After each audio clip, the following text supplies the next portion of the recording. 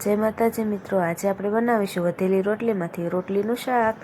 તો શાક બનાવવા માટે એક પેનમાં 3 થી 4 પાવડા તેલ લઈ તેમાં 1 ચમચી રાઈ, 1 ચમચી હિંગ, 3 થી 4 મીઠા લીમડાના પાન, થોડીક એવી કાપેલી ડુંગળી, થોડાક ટમેટાં, લીલા મરચાં અને તેમાં 1 ચમચી મીઠું, 1 ચમચી ધાણા જીરું પાવડર, 1 ચમચી હળદર પાવડર લઈ તેને સારી રીતે સાતળી લઈશું। બધી વસ્તુ સતળાઈ જાય ત્યારબાદ આપણે તેમાં 1 ચમચી ખાંડ લઈ, 1 ચમચી લાલ મરચું ખાંડેલું લઈ તેમાં 1 ગ્લાસ છાશ નાખીશું અને તેને મિક્સ કરી લઈશું। બધી જ વસ્તુ સારી રીતે મિક્સ થયા બાદ તેને છાશનો 1 થી 2 ઉફાળ આવે ત્યાં સુધી તેને રહેવા દઈશું। જે આપણે કાપેલી રોટલી છે તેના બટકા કરીને આપણે તેની અંદર એડ કરી દઈશું। ત્યારબાદ આપણે તેને 5 મિનિટ સુધી સડવા દઈશું। 5 મિનિટ બાદ આપણે તેના લીલા ધાણા નાખી અને સર્વ કરશું। તો તૈયાર છે આપણું વઘારેલી રોટલીનું શાક।